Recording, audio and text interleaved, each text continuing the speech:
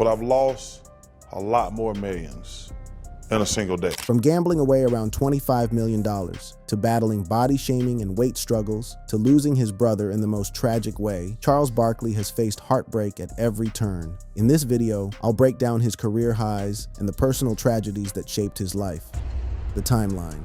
Charles Wade Barkley was born on February 20th, 1963, in Leeds, Alabama, a town east of Birmingham. His father, Frank, left when Charles was young. He was raised by his mother, Charcy Glenn, and his maternal grandmother. His mother worked at a meatpacking factory. His grandmother cleaned other people's homes. He was the first black baby born at the local segregated hospital, and he attended integrated elementary school as part of the first wave of black students admitted. His stepfather died in an accident when Charles was 11. His infant brother, Rennie, died in early childhood. Those early years were a list of absences and deaths, a pattern that would continue. At Leeds High School, as a 5'10", 220-pound junior, he tried out for the varsity basketball team and was cut. One day I was 5'10", backup point guard, and the next year I was a 6'5" power forward. Before the growth, there was a period that almost ended the story. He had started stealing pens from local stores, then cakes from a delivery shipment that arrived every Sunday. Then the police came. I started doing some bad stuff. I started stealing some things. He crawled 100 yards through the woods on his knees while officers called out around him. He escaped. The next morning, he made a decision. No, I didn't want that lifestyle. Because just when you're hearing the cops, you hear people just around you crawling. He turned to basketball, not because he was good at it, because it kept him away from what the woods represented. And that day I was like, no, this ain't for you. So I just started playing basketball. I wasn't any good. He practiced alone. He also had a brick fence behind his house. He jumped over it for hours, every day, for the length of entire summers. And I used to just jump on that fence for hours every day. Jump over it. Just over it and over it and over it. Between his junior and senior year, he grew to 6'4". His senior season, 19.1 points and 17.9 rebounds per game, leading Leeds to a 26-3 record and the state semifinals. College scouts still did not come. The game that changed it was a Christmas tournament matchup against the top-ranked team in the state. Their center, Bobby Lee Hurt, was 6'10" and the most recruited player in Alabama. And I think I had 30 and 20 against him. And that was actually the first time major colleges came after me. He chose Auburn, not because of incentives. There were none. He was not heavily recruited. No, I didn't see anything because I wasn't heavily recruited, but you hear all the stories from your friends who were heavily recruited. At Auburn, he weighed between 290 and 300 pounds. The press nicknamed him the Round Mound of Rebound. He led the SEC in rebounding all 3 seasons. He won SEC Player of the Year in 1984. He led Auburn to its first NCAA tournament appearance that same year. At the 1984 NBA Draft, Philadelphia selected him 5th overall, behind Hakeem Olajuwon, Sam Bowie, Michael Jordan, and Sam Perkins. Under the salary cap rules of the era, their first-year offer was the league minimum, $75,000. Barkley had a response. I said, I didn't leave college for $75,000. In the 2 days before the draft, he deliberately ate himself back above the weight threshold the Sixers had set, from 270 pounds to 302. The front office was furious. They selected him anyway. The Sixers renegotiated, traded 2 players, and gave him a 4-year, $2 million deal. He entered the league as a 21-year-old playing alongside Julius Erving and Moses Malone on a team that had won a championship 2 years earlier. His rookie year averages were 14.0 points and 8.6 rebounds per game. Good enough for the all-rookie first team, but he was not conditioned. Moses Malone made him work, and the transformation was methodical. By 1986-87, Barkley led the entire NBA in rebounding at 14.6 per game. In 1987-88, he posted career highs of 28.3 points and 11.9 rebounds per game. The player the Sixers had been reluctant to pay the minimum was by then the franchise. He made the All-Star game in 11 consecutive seasons starting in 1987. The Sixers reached the Eastern Conference Finals in 1985, but never advanced further during his tenure there. By 1992, with the team deteriorating around him, he was traded to the Phoenix Suns for Jeff Hornacek and others.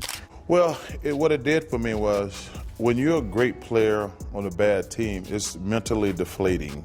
The move to Phoenix coincided with his selection for the 1992 Olympic Dream Team. The Dream Team went undefeated, won gold in Barcelona, and beat opponents by an average of 44 points. Barkley was the team's leading scorer. What the experience did for him, he said, was restore what years on a losing Sixers team had been quietly eroding, the belief that he was as good as he thought he was. In Phoenix, he proved it. In 1992-93, he averaged 25.6 points and 12.2 rebounds per game, won the NBA MVP award, and led the Suns to a franchise record 62 wins. They reached the NBA Finals. Jordan's Bulls were waiting. They lost in 6 games. It was the closest he ever came. In 1996, he was traded to the Houston Rockets to join Hakeem Olajuwon and Clyde Drexler. They reached the Western Conference Finals in 1997, but could not advance. In December 1999, he ruptured his left quadriceps tendon, and the career was effectively over. He retired in 2000 with career averages of 22.1 points, 11.7 rebounds, and 3.9 assists across 1,196 games, one of only 6 players in NBA. History to finish with at least 20,000 points, 10,000 rebounds, and 4,000 assists. No championship.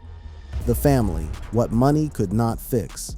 There is a particular cruelty to the kind of loss that happens in full public view, where a man who has been watched by millions for 4 decades still has to absorb certain blows entirely alone, in the private spaces that success never quite reaches. The wound that never fully healed began with his father. Frank Barkley left when Charles was young, not dramatically, not with a confrontation or a final door slamming, but quietly and completely. Charles has said in multiple interviews that he cannot even pinpoint exactly when his father disappeared.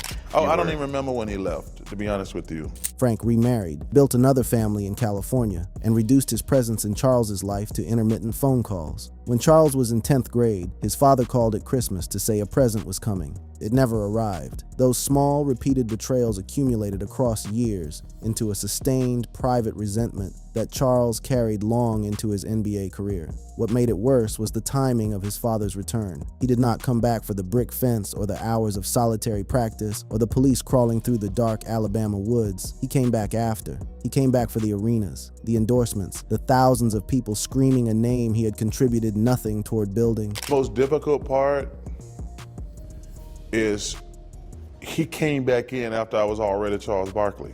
He arrived for the parade, and Charles had to decide, with his own success fully assembled around him, whether that was enough to deserve entry. The reconciliation that eventually came arrived not through Charles's own readiness, but through the counsel of his uncle Simon, who was dying of terminal cancer and told him from a hospital bed that at minimum, he and his father needed to be friends. My uncle had said, hey, listen, you and your dad need to at least be friends. And I thought and I agree with that. The reconciliation came. The years that had been taken did not. His mother, Charcy Glenn, remained the center of everything Charles built. She was the evidence that dignity does not require the participation of anyone who chooses to leave. And Charles spent his entire career directing money and attention and care toward her. She died in 2015 of kidney failure. The loss was total, the kind that leaves no room for the self-deprecating humor that had always carried him through everything else. When Charles has spoken about his mother across the years of his broadcasting career, always briefly, always carefully, the armor that surrounds every other topic is not present. She was the person the whole career was built for, and she was gone before the second chapter was finished. But before Charcy died, she had already had her heart broken by the loss of her other son. Darryl Shawn Barkley was born on November 9th, 1966, 3 years after Charles, in Leeds, Alabama. Where Charles found basketball, Darryl found something that found him first. His cocaine addiction surfaced publicly in 1989 when he was arrested in Leeds on drug charges. Charles, by then a franchise player for the 76ers, responded with the only instruments at his disposal, money and ultimatums. He funded rehab program after rehab program. He told reporters publicly that he would cut Darryl off entirely, financially and emotionally, if Darryl didn't get clean. None of it stopped the addiction. The cocaine carved through Darryl's body for more than a decade, reducing his heart function to just 10% of normal capacity. In early 2003, after more than a year on the transplant waiting list, Darryl received a donor heart at a hospital in Birmingham. Darryl got clean. He founded Heart Change, Heart Exchange Ministries, which provided support to heart transplant patients and their families at Children's Hospital in Birmingham. He became a deacon at Macedonia Baptist Church in Leeds. He turned the damage into a door, and tried to hold it open for other people. On March 20th, 2009, Darryl Barkley died at his home in Leeds at the age of 42. His mother found him unresponsive. The cause was a heart attack, triggered by the irreversible physical destruction that the cocaine had wrought across 3 decades. Even though Darryl was clean at the time of his death, the body had simply exhausted the years the transplant had bought it. Charles has spoken about this loss more consistently and more rawly than almost anything else in his public life. In 2016, while publicly advising NFL player Johnny Manziel on addiction, the grief surfaced in a form that left no room for performance. "My brother is dead. He died in his early 40s. It's like a bad movie. You know how it's going to end." He said it in 2016. He was still saying versions of it in 2024, in interviews and on podcasts. The Controversies, the man who could not stop speaking.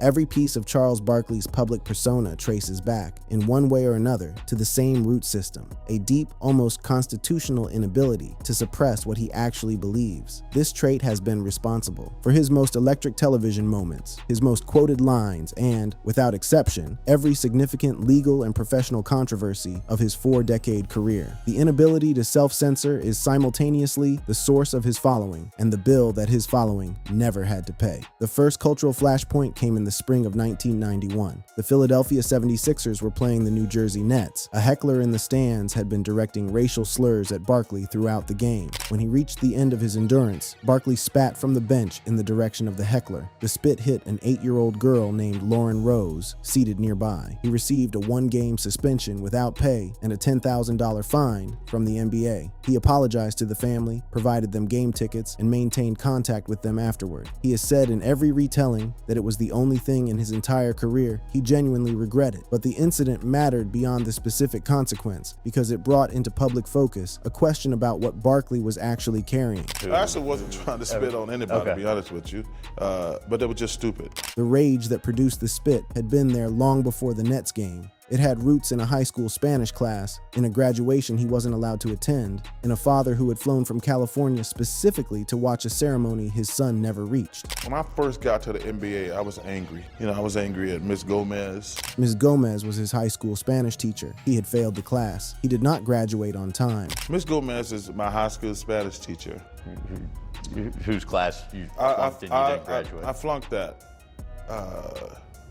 And I didn't get to graduate. He spent the years that followed in a state of sustained low-grade war against every institution that had underestimated or failed him, his school, his father, his own limitations. The spitting incident, he said, was the moment he finally sat down and examined what he was doing and why. The rage did not disappear after that reckoning. On the court, it became the engine of one of the most productive careers the power forward position ever produced. Off the court, however, the eruptions continued, in bars, in parking lots, on darkened Arizona roads, in incidents that generated their own separate and colorful legal record. On December 22, 1991, after a loss to the Milwaukee Bucks, Barkley was followed to a parking lot by a group of men who taunted and challenged him. One of them, 25-year-old James McCarthy, stood his ground. Barkley threw one punch with his left hand, breaking McCarthy's nose and splitting his forehead open. Police arrested Barkley at his hotel around 7 a.m. He was eventually acquitted of both misdemeanor charges. In October 1997,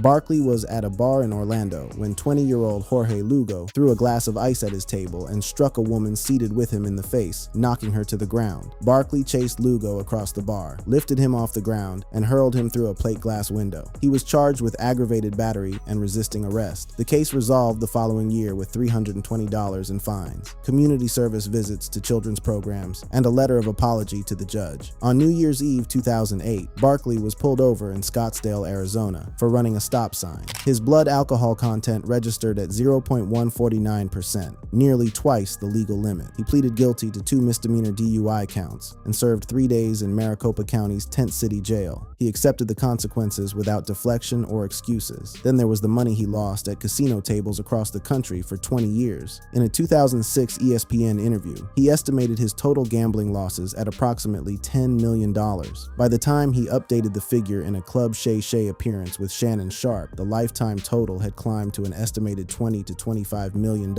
against winning totals of only approximately $7 million in return. He admitted to losing $1 million in a single day at least 10 to 15 times. At least 10 to 15, somewhere in there. And like I say, I probably only won $1 million 5 or 6 times. but I've lost $1 million, somewhere between 10 and 20. The most legally serious consequence came in 2008, when Wynn Las Vegas filed a civil complaint alleging Barkley owed $400,000 in unpaid casino markers, with threats of felony criminal charges carrying up to 10 years in prison. He paid the full amount within days and addressed it publicly with no attempt to minimize it. What he always resisted, across every retelling, was the framework that cast gambling as something that had overpowered him. Well, winning. It's exciting to win money. In 1993, Nike released a commercial in which Barkley looked directly into the camera and said what millions of athletes never dared to say while endorsement money was on the line. He said athletes were not role models, that parents were role models, and that it was not a basketball player's job to raise someone else's children. The national response was heated, divided, and unresolved, and it remains so more than 30 years later. The Feuds, the price of honesty. There is a specific kind of loneliness that accumulates in a man who has spent a lifetime refusing to soften what he actually believes. The refusal, over time, does not merely cost him the approval of people who disagree with him, it costs him the people he loves most. Charles Barkley has been to war with Charles Oakley, Shaquille O'Neal, and Kevin Durant, and those wars have been spectacularly entertaining television. Barkley and Charles Oakley faced each other 42 times in the regular season, with Barkley holding a 23-19 head-to-head advantage and 3 playoff games, which Oakley swept. The defining physical confrontation came on October 25, 1996, during a Houston preseason game when Oakley body slammed Barkley to the floor during a rebound battle. Both men came up swinging. Both were ejected before halftime. Barkley was fined $5,000 and suspended for the season opener. Oakley was fined $10,000 and suspended for 2 games. The most legendary chapter happened in a hallway during the 1998-99 NBA lockout. Oakley found Barkley in the corridor outside the meeting room and delivered an open-handed slap across his face. Eyewitness Chucky Brown described the sound as having echoed through the entire hallway. Barkley simply continued his conversation as if nothing had happened. Oakley confirmed it himself in his 2022 memoir and an accompanying GQ interview without a trace of regret. "Yes, I did. He had it coming." As recently as November 2025, Oakley appeared on a podcast and called Barkley a hypocrite for criticizing players who joined super teams, pointing out that Barkley himself joined Hakeem Olajuwon and Scottie Pippen in Houston in 1996. The charge remains unresolved. The broken friendship that actually wounds Barkley is the one with Michael Jordan. They were best friends for over 20 years, golf partners, gambling companions, mutual confidants. Jordan was the person who taught Barkley how to think about money in a way that outlasted everything else. In 2012, Michael Jordan was the majority owner of the Charlotte Bobcats. The team was failing badly. Barkley, on Inside the NBA, said what he had observed to be true, that Jordan was failing as an executive because he surrounded himself exclusively with yes men, with people who would tell him only what he wanted to hear. Jordan was watching. During the commercial break, he called Barkley directly. "He called me that night and went ballistic on me. He cursed me up and down, and we have not spoken since that night. More than 13 years have passed. They have crossed paths approximately 5 times in the years since, and each time, they walked past each other without a word." Barkley has expressed genuine grief about the loss in every interview in which it has come up. Not regret for what he said, but pain for what it cost. "The guy was like a brother to me. There's nothing I can do about it, brother." Jordan has never publicly addressed it. Not once. The feud with Shaquille O'Neal began in November 1999 when Shaq blocked a Barkley layup and shoved him. Barkley responded by throwing the basketball directly at Shaq's head. Both were ejected. Shaq was fined $10,000, Barkley $5,000. The altercation escalated to the point where Barkley's mother called Shaq's mother, and the 2 men were required to have dinner together to settle it. When Shaq joined Inside the NBA as a full-time panelist in 2015, that history became the scaffolding for something television had never quite manufactured before. The defining on-air explosion came in May 2017, when Shaq told Barkley he had no idea what they were discussing because he'd only been to the finals once, and Barkley fired back that at least he hadn't been riding anyone's coattails. Shaq waved 4 rings. Barkley questioned whose championships those rings actually represented. The clip went viral and launched a decade of legacy battles and screaming matches that audiences scheduled their evenings around. As of March 2026, they are still going. Both men on their feet mid-broadcast while the production crew dissolves around them. The feud with Kevin Durant is the most recent and the one with the sharpest contemporary edges. After Durant left Oklahoma City for the Golden State Warriors in 2016, Barkley branded him a bus rider, a passenger on someone else's championship, rather than the architect of his own. Durant fought back by pointing out Barkley's own Houston tenure alongside Hakeem and Pippen, which constitutes the most credible hypocrisy charge in Barkley's broadcasting career, and which Oakley, for what it's worth, has also raised. The feud reignited in October 2025 through Netflix's Starting 5 Season 2, where Durant reacted on camera to the bus rider label and said Barkley never knew what it's like to remove your ego. By January 2026, Barkley addressed the rift directly. The guy who hates me is probably Kevin Durant, which is fine. When Barkley dismissed a Hornets-Wizards matchup as something you'd only attend if you had nothing else to do, Durant's response on social media was 3 words: "Did y'all laugh?" The post generated hundreds of thousands of reactions within hours. The body, 4 decades of the wrong conversation.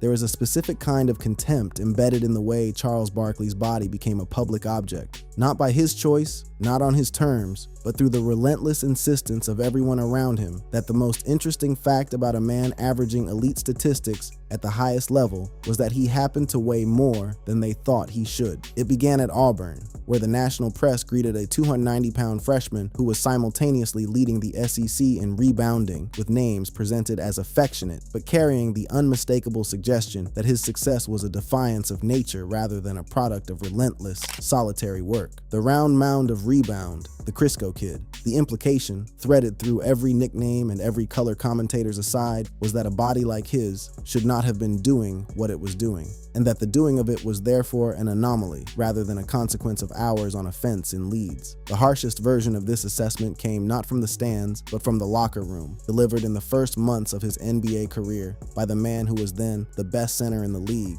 with 0 diplomatic cushioning. Moses Malone was not trying to wound him, he was trying to build him, and the approach worked, with a discipline and precision that the condescending framing around Barkley's body had never once anticipated. He descended from 290 pounds to 280, then to 270, then to 260, chasing the exact calibration where force and quickness reached their combined peak. They pushed as far down as 240 and discovered the edge. I'm really rolling right now. And then he said, get to 240. And I got to 240, but I didn't feel strong and explosive. 250 pounds was the answer. At that weight, he led the league in rebounding in 1986-87, posted career averages of 22.1 points and 11.7 rebounds across 1,196 regular season games, and was, for a sustained decade, the most complete power forward alive. The nicknames and the commentary meant nothing when the box scores printed. He had posed for Sports Illustrated with stacks of pizza boxes. It was a promotional stunt designed to put cameras on a basketball program no one was covering. He was not embarrassed. He was advertising.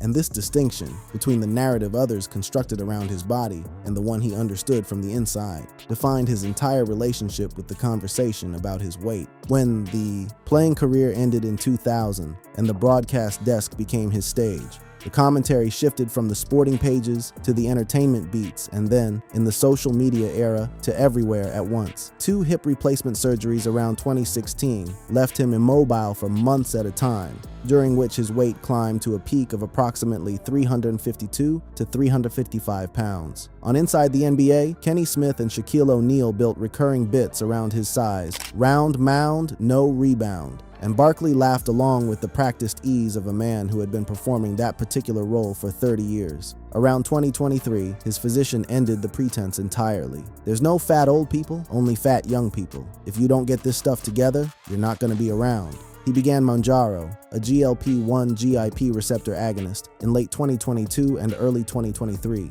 In 6 months, he dropped 62 pounds, from 352 to 290, and announced the results publicly on The Pat McAfee Show in May 2023. A supply shortage in 2023 and 2024 forced a pause and led to some regain. He partnered with telehealth provider Ro for continued access to GLP-1 treatment and resumed the work. By February 2026, he reported on Pardon the Interruption that he had lost a total of 85 plus pounds, reaching approximately 270 within range of the playing weight Moses Malone helped him find 4 decades earlier. He was not alone in this particular struggle. Charles Barkley himself has named Zach Randolph, the Memphis Grizzlies' indomitable Z-Bo, a stocky, bruising post scorer who absorbed every joke about his conditioning and answered with double-doubles for 18 seasons, as the modern player whose game most resembled his own. Randolph, like Barkley, led a mid-market team through sustained playoff contention and retired without a ring. Karl Malone, 2-time MVP, 14-time All-Star, second on the all-time scoring list at the time of his retirement, reached back-to-back NBA Finals in 1997 and 1998 and lost both times to Jordan's Bulls,